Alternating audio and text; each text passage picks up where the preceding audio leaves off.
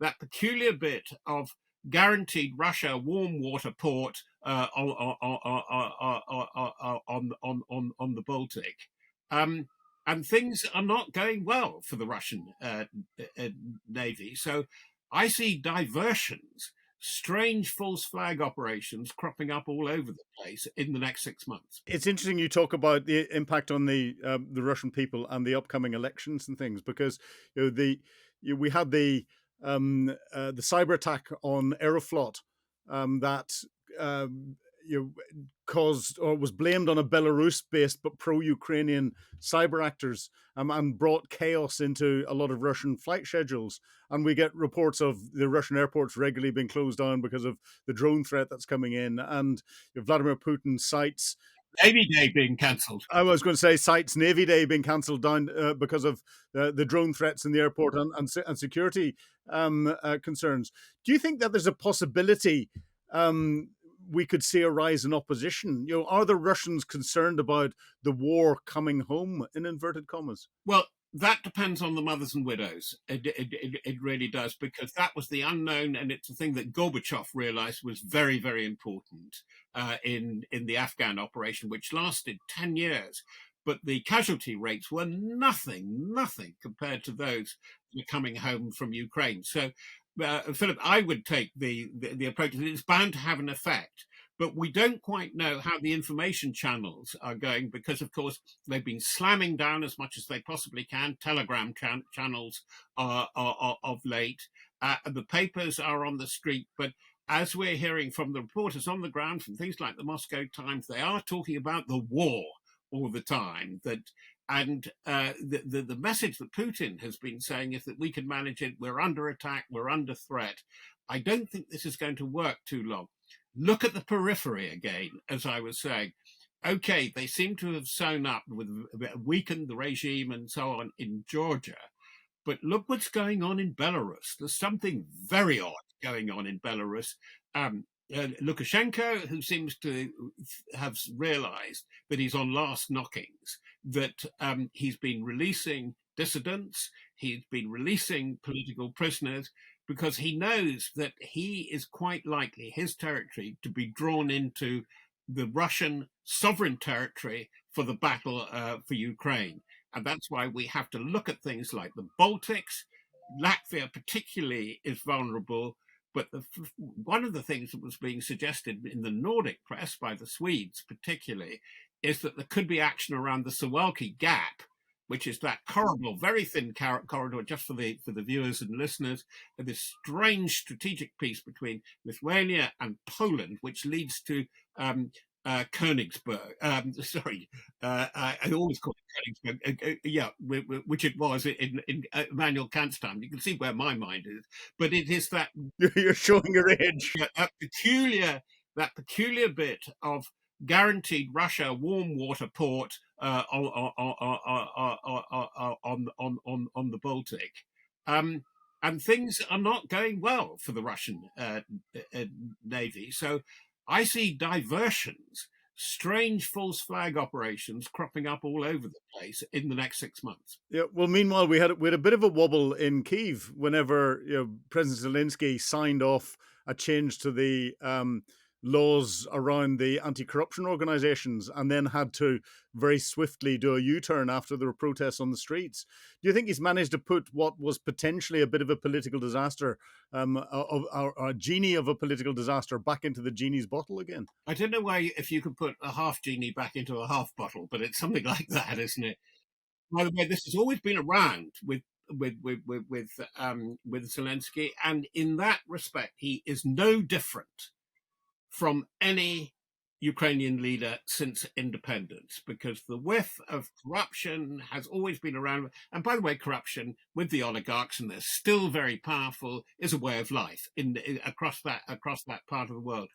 And I still think if they want to get Zelensky, finally, the opposition do have that cause. And it's always a cause, as I say, that can be brought up against any leader. They always have buddies. It's always a buddy system which brings you to power. It's a kind of peculiar East European claniste system where you're built on clans. It's the sort of thing that might be familiar, showing my age again, if you went back to when before they finally eradicated the bandits in Corsica. I'm not joking, because Corsica's clanism has been a model admired and then disrespected by the likes of Rousseau, Napoleon, you name it, and it is more prevalent, clan politics, across Europe than we give it credit for. But that would bring Zelensky down.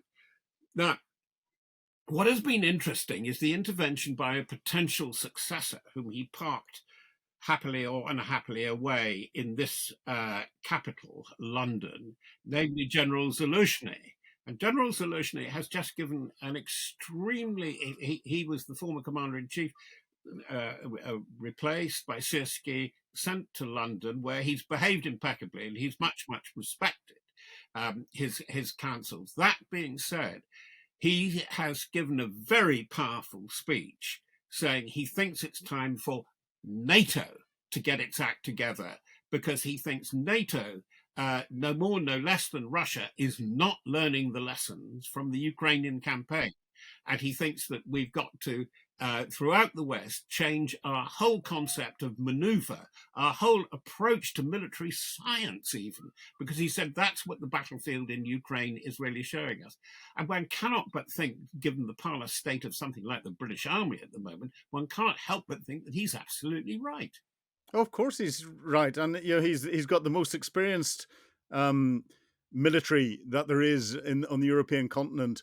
He's in that unique position of having many of his former officers trained in Soviet tactics, techniques, and procedures, but also trained in Western tactics, techniques, and procedures, and bringing together both in a conflict. So, do you think we in the West are actually learning, or are we doing what we always do? Note lessons down in a little book, call them lessons learned, and then wait until we re-identify them again in another 5 years. Well, there is a handful of people and a few more of the Brits who've been out and training. It's interesting how disappointing, I think, relatively speaking, the infantry training has been here in the UK. We've trained tens of thousands, but the criticism coming back from veterans who come back with new recruits who've been trained in platoon tactics and the given of the platoon commander's course, how cautious, how risk averse British military doctrine has become. And I do take that on board. But there are people I know who've been out there and really learned the lessons.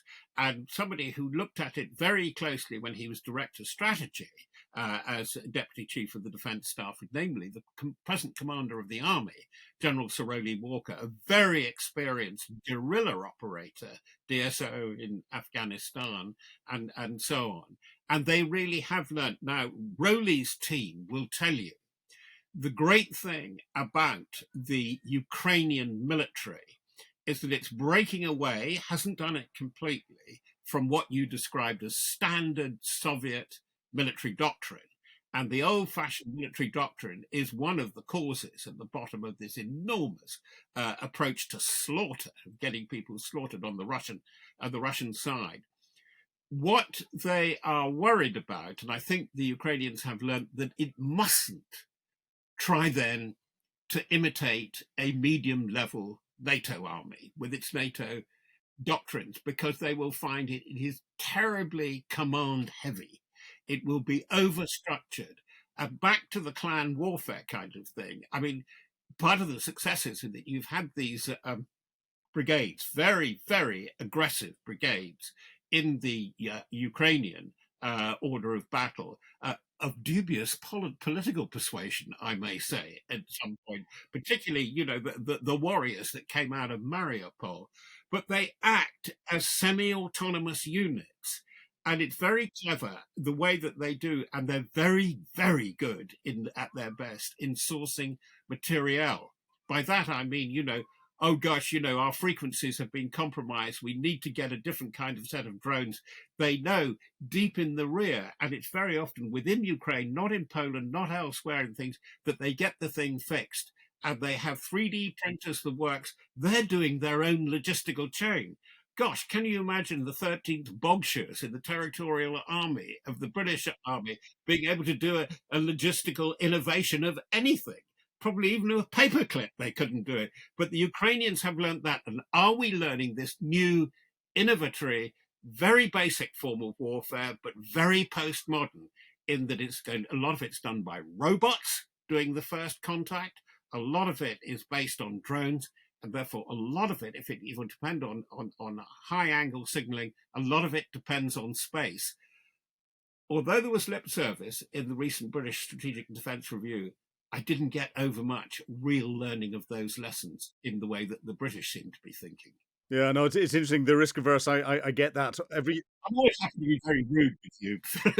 Every unit I commanded, my quartermaster's department was always nicknamed the Aladdin's Cave because we could supply anything to anyone. And I remember my real success was giving paddles for assault boats back to a Royal Engineers unit who couldn't get them. So that was one. But we're looking at different aspects of warfare, and there's a lot of conflicts going on around the world, and the information domain is becoming more and more important.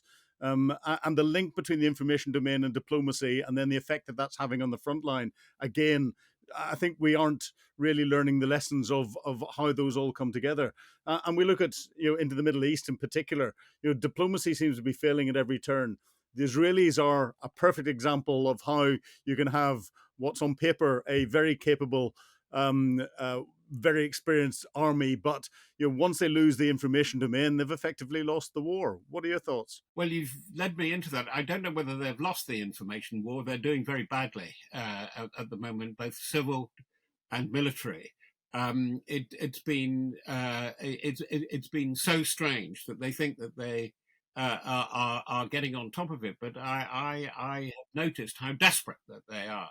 There was a very ugly interview with the spokesman, I think, of the government, if not the military, Mr. Mensah, talking to Nick Robinson on the BBC Today programme, and all he could do was to shout at Robinson when he was putting all the various humanitarian evidences about starving and malnutrition, that he was a liar. You're lying. You're lying. This has happened again, by the way, today, from the foreign minister to the international press in Israel, when they were talking about the dire conditions of the civil population of the Gazans, which Trump even has recognized because he's seen it on TV. And I don't say that facetiously. It's when a president sees an image and he believes in it, it is really important. Now, Mr. Katz, who is a highly sophisticated person and a very adroit politician, just didn't seem to get this. And finally, I know it's another channel, but a great friend of mine, Jeremy Bowen, goes in with an airdrop, only 8 tons of humanitarian supplies with a Hercules from the Jordanian Air Force. And he's told by the Israelis, because they're under very, very tight Israeli control to go into that airspace, that he is to turn his cameras off. He's not allowed to record from the Hercules the vision of the ruined lunar landscape of the northern Gaza Strip. But again, this is a misstep because Jeremy is an extremely eloquent reporter. I don't want to sound condescending because he'll probably kill me for saying it, but he's written 2 very good books. He's a writer. He's a wordsmith. He's a very good wordsmith. And he's given an excoriating description of the landscape of areas in northern Gaza, which he knows very, very well, and I know quite well. And he just said, there is nothing there. There's not even a single person. There is nothing there now. And then when you get Haaretz, free, really one of the most liberal papers and very brave, today is saying that Smotrich and Ben Gvir, as we know, the 2 settler prime representatives in the government, saying, oh, we're going to occupy northern Gaza. Put that with Jeremy Bowen's report. And I've been very long-winded and going around the houses, Philip. Are they losing the information war? And information is the 6th dimension of contemporary warfare. Yes, they are. Oh, I know. I would be bolder and say they have lost the information war, because once you have given the initiative to the other side and they can maintain that initiative, which is what we're seeing with the pro-Palestinian protests on the streets and everything else, you can never wrestle it back again, or it is virtually impossible. And I don't see any way of wrestling it back. But if we look at all of these different factors, from Ukraine and elsewhere, the change in the ultimatum time that Donald Trump's put in, the cyber attacks against the Russians, the political divisions that almost started in Ukraine, but there are between Russia, Belarus, and other parts of the world. What do you think is the greatest single military risk to the UK and the Allies right now? Is it a calculated Russian escalation, miscalculation by the United States, or slow rolling collapse of European unity? I think it's very simple as far as the British are concerned, and the British are not in the same case as the Allies there. The British government is simply not taking this seriously enough. It's also, we get the accounts, we know what's happened, that there's no extra money for defence. They're not taking it seriously. They spent it on the Chagos Islands, and the mess over getting vulnerable former Afghan supporters or not of British activities in Afghanistan over 12 years back. And we don't seem to have the bandwidth to cope with the new context in which we are emerging. I say this with some feeling because I'm talking to a friend who had a very distinguished military background, who's in Brussels at the moment. He actually lives there, and said the mood in Brussels, whether it's NATO or the EU, apprising people about what is going on as their intelligence analysis as you go further east along what was the old marches of Europe. They are really, really worried indeed. And they're trying to tell the Brits, for example, it does affect you because you're under cyber attack. Your sea lines of communication for food, energy, and communication, telecoms, are very, very vulnerable, and they're being watched and turned over and looked at by the Russians all the time. And I feel that we are an offshore island that has just floated away in its own bubble to some extent. I just want to say that my reading of the week is very peculiar. That I read the memoir and credo of Giorgia Meloni of Italy. Now there is Italy. I don't agree on many aspects of domestic politics with her, but that's not what we're talking about here. What was so striking is that she is far closer to her street, than almost any other major leader in Western Europe, possibly the Western world. She knows them, she understands the language. She's of deep conviction, and she is deeply cultured. She learnt her English from the lyrics of Michael Jackson, but she quotes Roger Scruton, Edmund Burke, Baudelaire, and Pulp Fiction. She's very well, but she is concentrating on two or three things. She's a country saddled with debt on the periphery of Europe that has a major migration issue, which can only be addressed by smart migration, and she has some very good ideas about that, and a declining indigenous population. She recognizes they are in a demographic winter. Offshore, those three characteristics. Oh, so unlike our own dear benighted island. Very similar position, but the address seems to be much more contemporary. She seems to be engaged in a way that I wish the leadership across the whole spectrum of the Palace of Varieties, as Dennis Skinner used to call it, namely the House of Commons in Westminster addresses, but the security, resilience, home and abroad, which they talk so much about. And by the way, the other thing, Philip, don't you love, every time you hear something on defence, security, resilience and so on, let's have a national conversation. Oh yes, let's, but with whom and about what? I think that's where we are. I think things are going to be really tough when we come back from parliamentary holidays in September and October, and and that's going to affect everything. But Europe, I think, by that time will have had to have moved ahead, because it's got to decide how they can keep Kiev going. By that, sorry, I mean Ukraine and the Ukrainian people going through the winter, because Putin isn't giving up at the moment.